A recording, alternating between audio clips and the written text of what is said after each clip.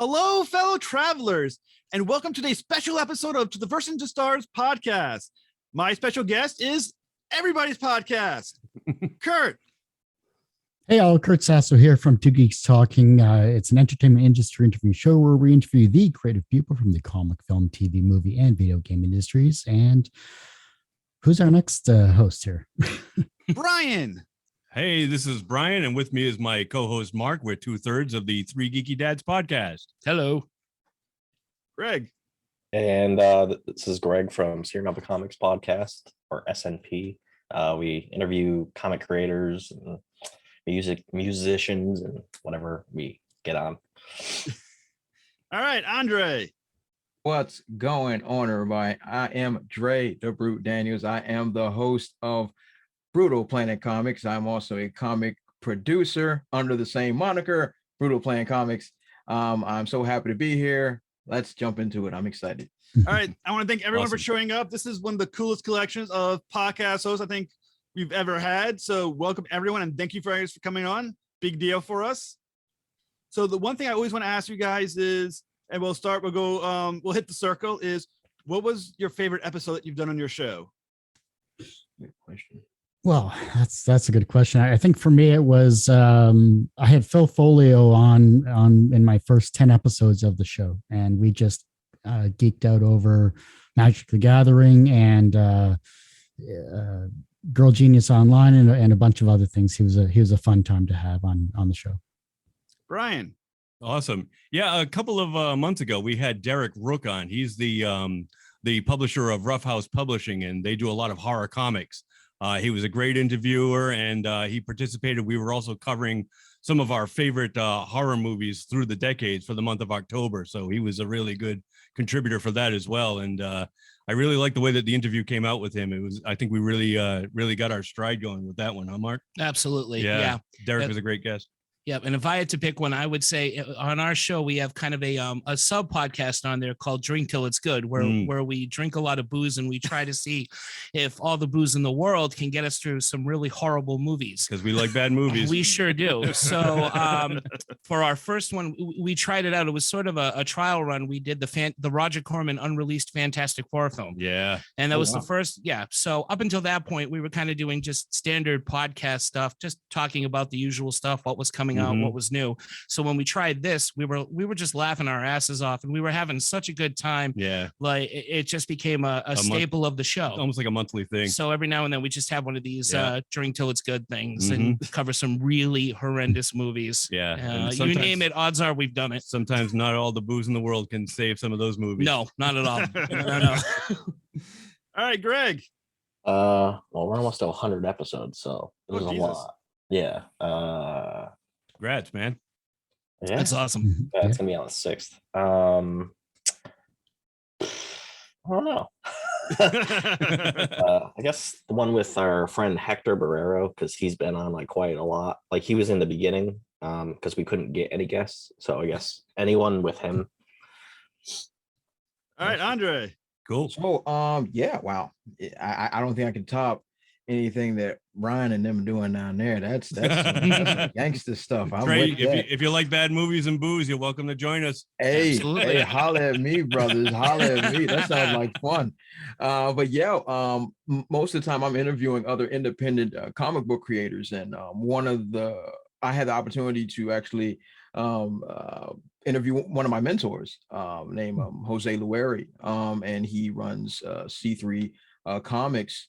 And it was just a pleasure to actually just sit there and talk, and as you say, geek out with him and talk about all the things that we came up with and the things when I was messing up and how he helped me out on a lot of things when I was creating my own series and seeing where I was and where I am now. It was like a really, really cool, like ultimate bro moment when I actually got to sit there and talk with him. So it was definitely a highlight of my interviewing career for sure. Awesome. Cool. You know, I think really the best interviews always seem to be the ones that are just like a conversation.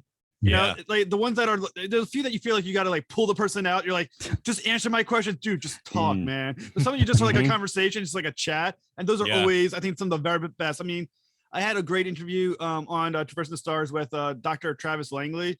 He does the psychology of Batman books. And nice. I checked the time. I was like, wait, it's been an hour and 20 minutes. Jesus Christ. That's me a bitch to edit, but it was a damn good show. And I really enjoyed it. But I was like the good ones are when you check the time, you're like, oh crap. Yeah. This was supposed to have ended like 20 minutes ago. And that turned into a podcast episode in 2 and 3 parts, right?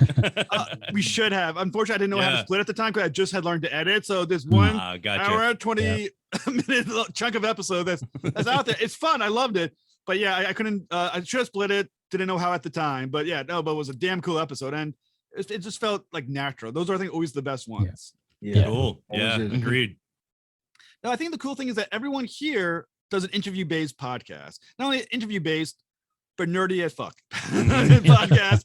So why did you guys choose this type of form? Because you could have done any format. You could have done the ones where you just talk about shit, or you could have done whatever. You chose interview ones. Why? Well, I think for me, it was back in 2008 when I started, and we have over 1,000+ interviews actually since that time. I love it. But I started interviewing webcomic creators because I wanted to interview the indie comic creator scene. And I really felt that they had an unused voice in the comic scene when DC and Marvel were so prevalent, and Image as well too in the mid 2000s. And so, I was helping with a website, and my co-host at the time was designing it. And I was like, we should interview these comic creators. And he's like, go ahead. So I had no knowledge of podcasting whatsoever. And I just taught everything by myself, and 1,000+ interviews later, and we're here. So wait, it's been 1,000+ interviews? Yeah. Jesus Christ, you've been busy. That's amazing. All right, but Brian. So we're just passionate geeks. Mark and I met about 5-6 years ago. About 6 years ago. Our daughters go to the same school, and I saw Mark one day at one of a school function, and he had a Fright Night t-shirt on, and I was like, oh, that guy's cool, man. Which is the greatest movie ever made. So we need to, before we continue, we need to all agree with that. It's like we always say, like, geeks kind of find each other, and Mark and I, we became fast friends. And Mark one day said, hey, you know anything about starting a podcast? And I'm like, well, I do IT, but no, it never came up, So I looked into it, and we started it, and we got another guy, another friend of Mark's named Derek, who's a big Batman fan. So I'm kind of the sci-fi guy, and Mark is the horror comic guy, and Derek is the Batman guy. And, we try to cover everything, we love bad movies. So that always comes into the mix too. And we just love to talk and geek out. So this is the perfect outlet for it. And whoever wants to listen, more, absolutely join in the conversation, because our wives have had enough of it. So All right, how about you, Greg? Well, we have a comic book company, so we decided to interview the people that were on our platform. That's awesome. Nice. So we're like, oh, let's just make a podcast, and we did. So very cool. How about Cool, you, man. Greg?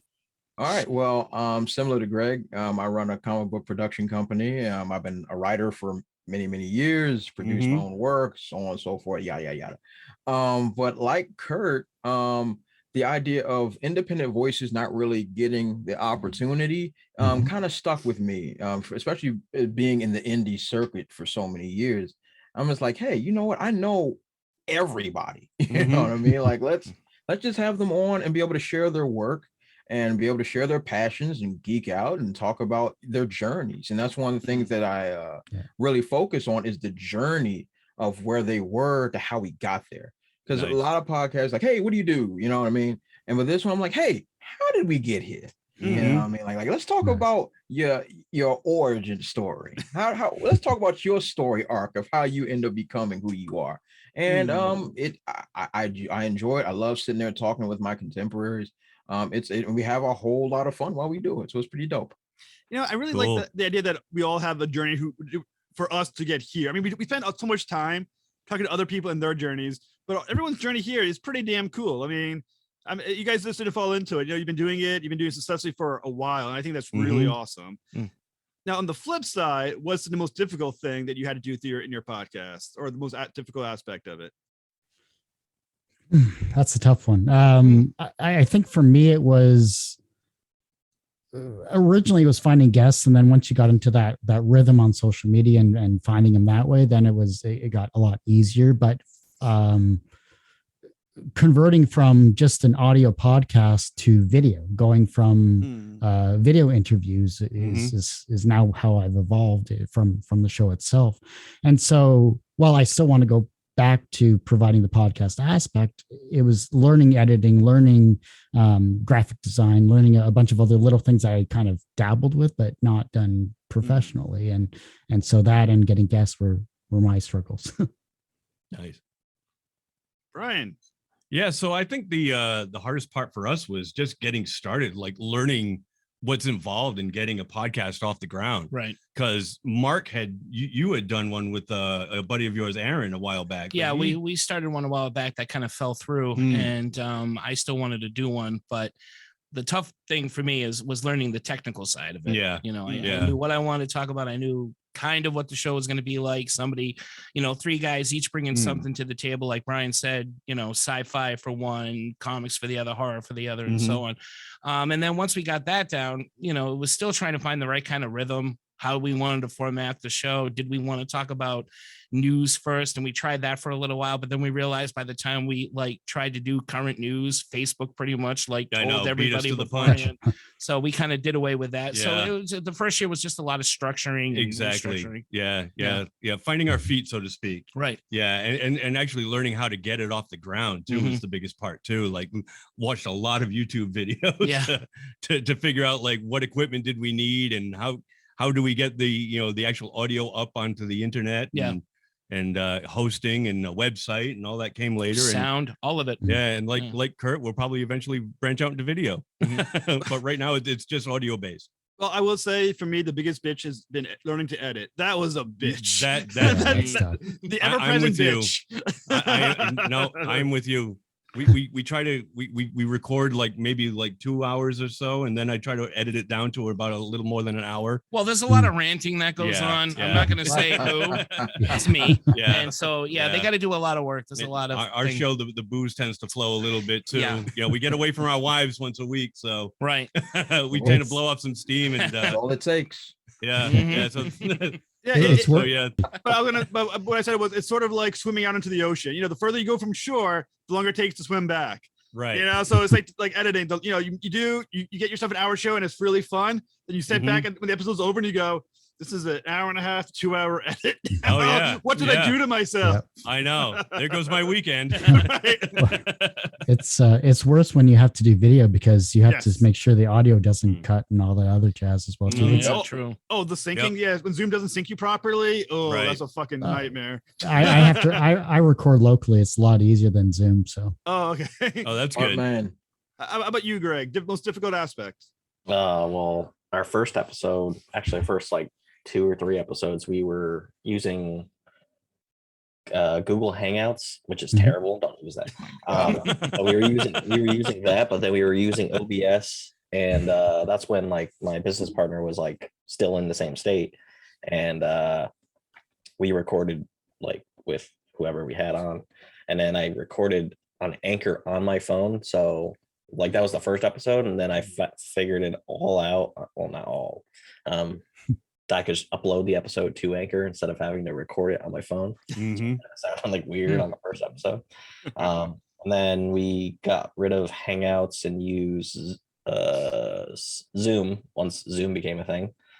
And then now we use StreamYard. So I just do a video podcast and then I take the audio. And, yeah. Nice. How about you, Dre?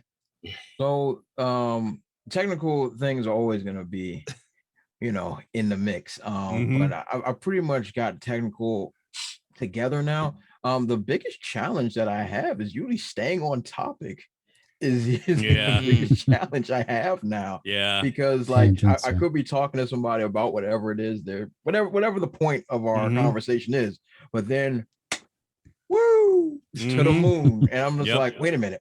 Yep. Wait, let's bring that money back. Let's rewind a little bit. Let's get back where we were. And so because sometimes I get caught up in having such a good time that I'm like, oh wait, we're supposed to be talking about something important. That's right. Back to that. So usually I have to reel myself in, and like usually like I have like a little outline sometimes. I have to look back. I'm like, oh wait, no, that's what we got to be talking about. Let me get back. So yeah, so that's usually the challenge I end up running into. Yeah. Well, Yeah. do we all prep questions for the guests ahead of time? Because I know sometimes I'll prep a list of questions and I have a question I really like, then we drift away from it. So I keep trying to find a way to get back to it. It's like, oh, this is a great segue.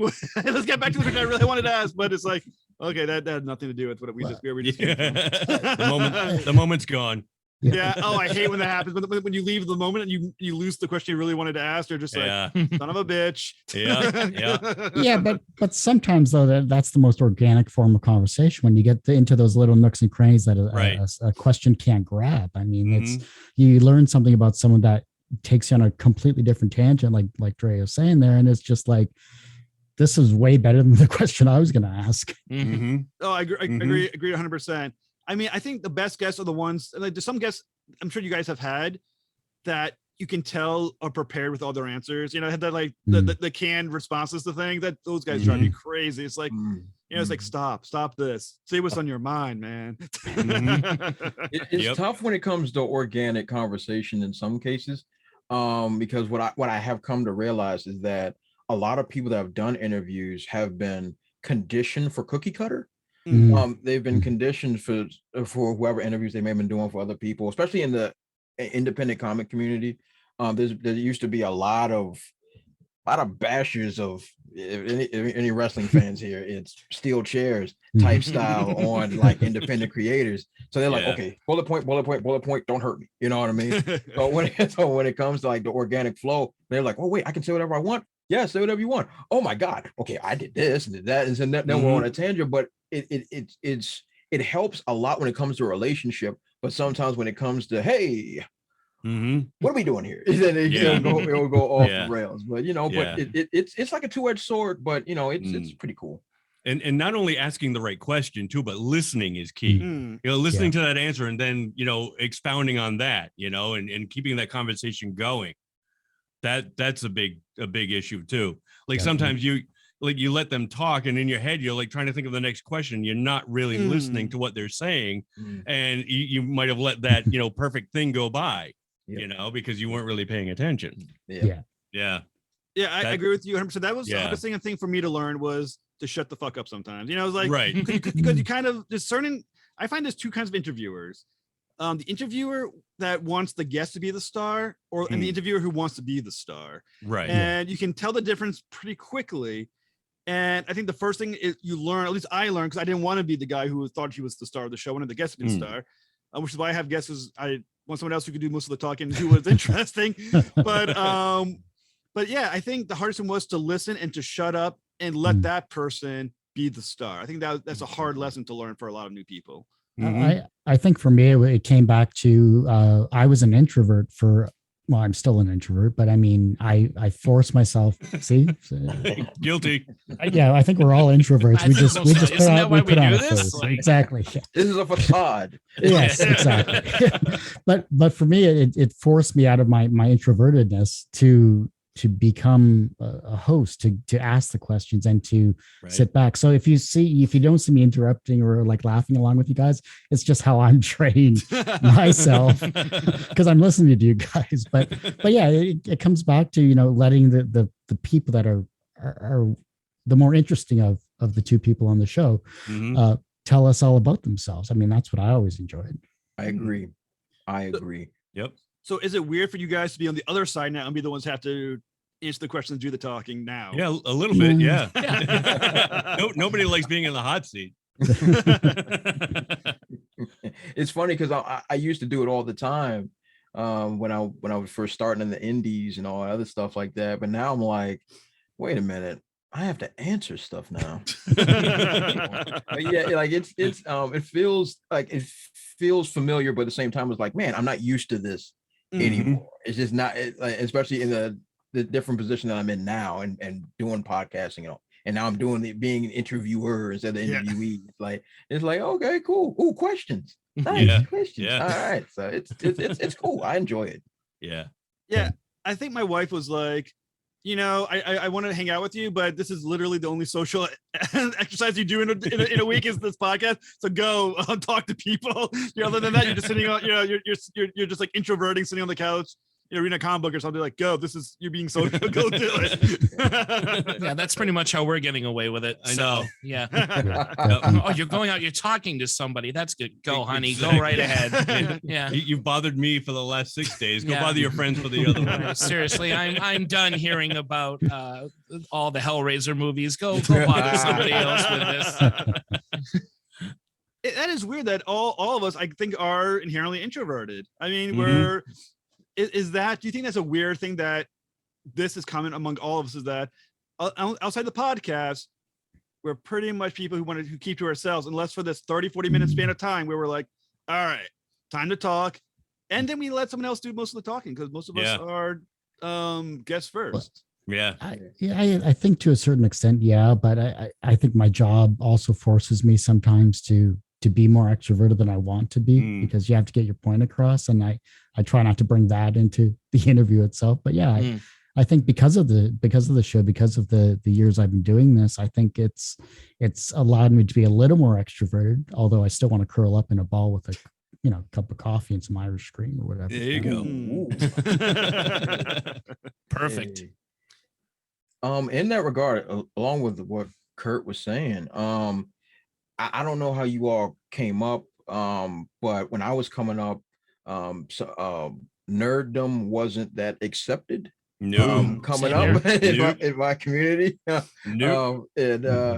I think a lot of like nerds and geeks and variations thereof that are into Magic the Gathering or what all the other things or all the stuff that people came up with wasn't socially acceptable at the time. During the time. Not at all. Yeah. No, So you would have crap thrown at you if you went in with the Ninja Turtles t-shirt. Exactly. In I was in high a school. really- And Yeah, I Mark was is like in a speaking really from unique experience. situation, Yeah. because sometimes in the Black community it gets really weird, because like I'm a jock, but at the same time Yeah. I would sit in a room and read my stack of Batman comic books, and be like, and they're like, "What are you doing? Why are you just doing?"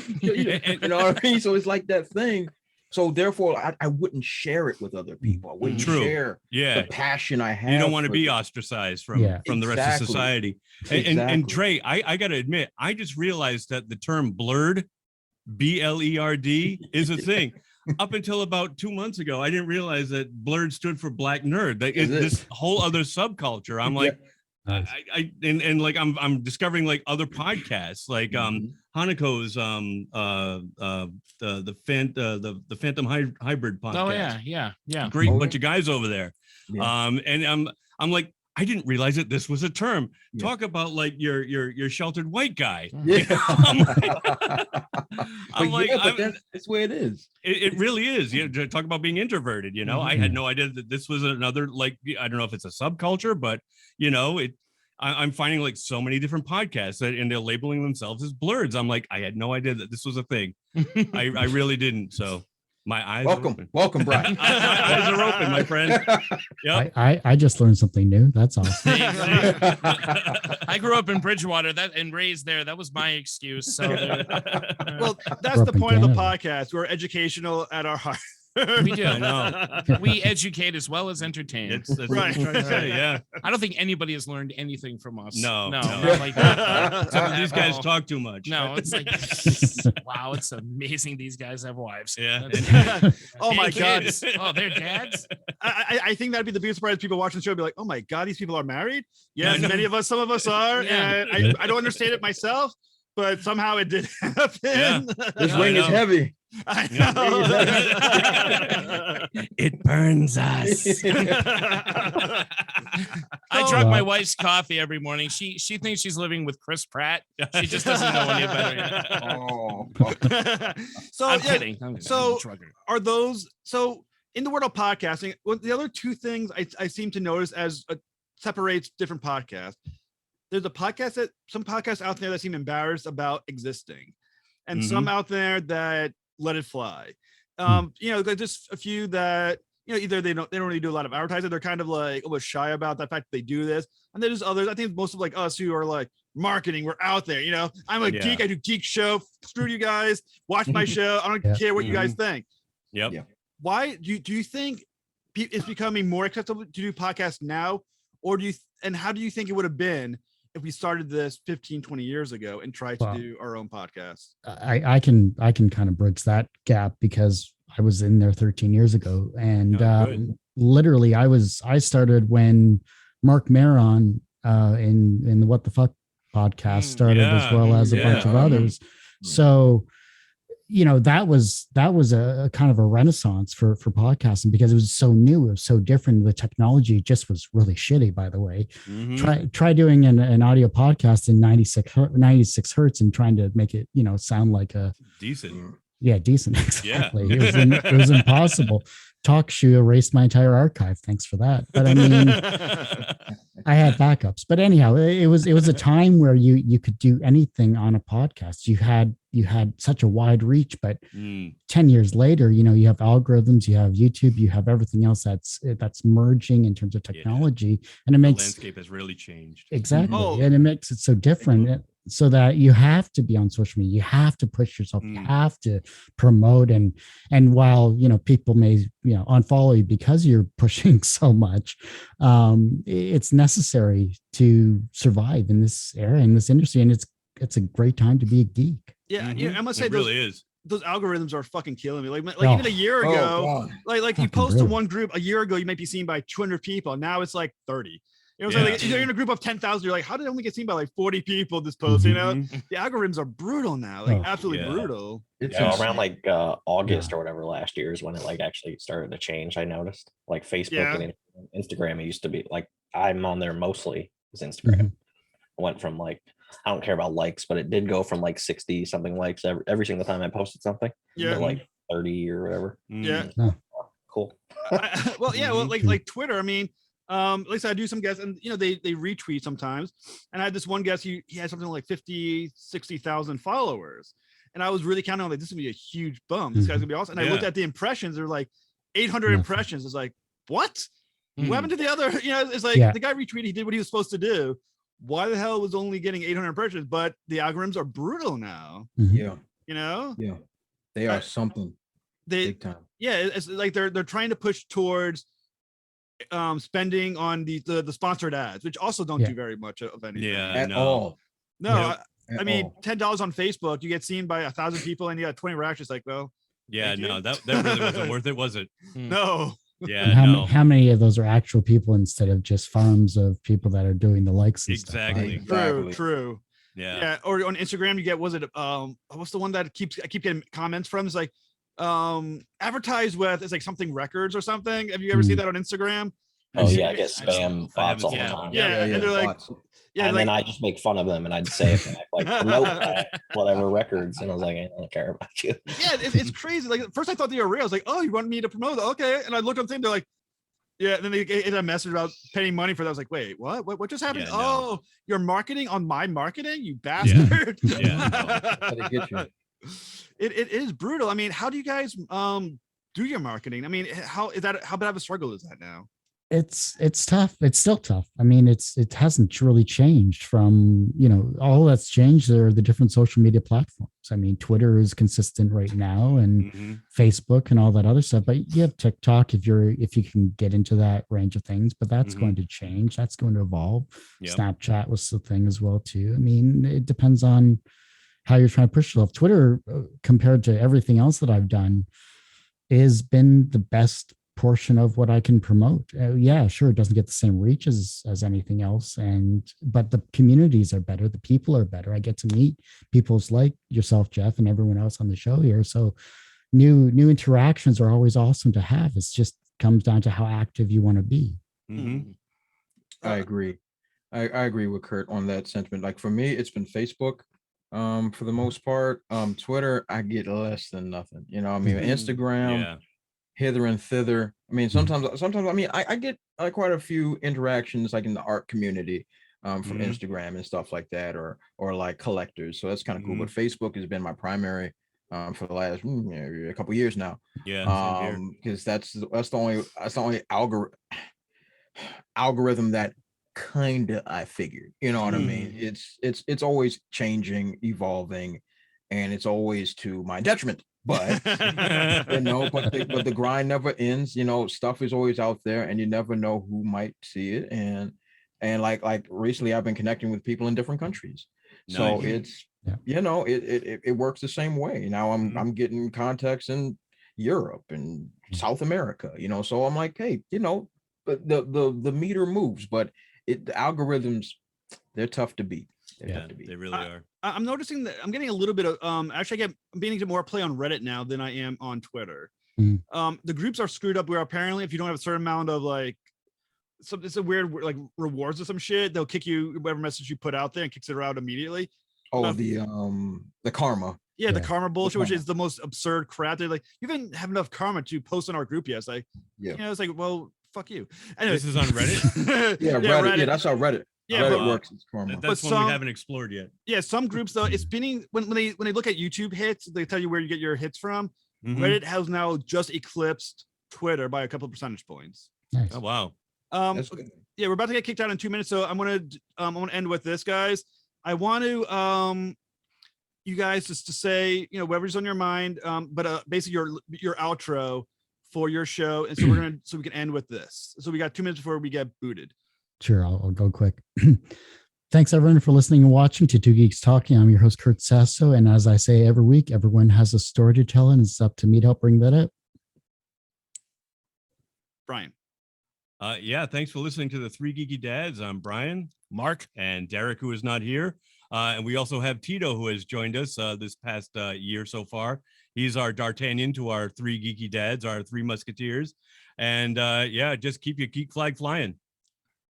Craig. And this is the Sierra Nova podcast. Insert episode number. All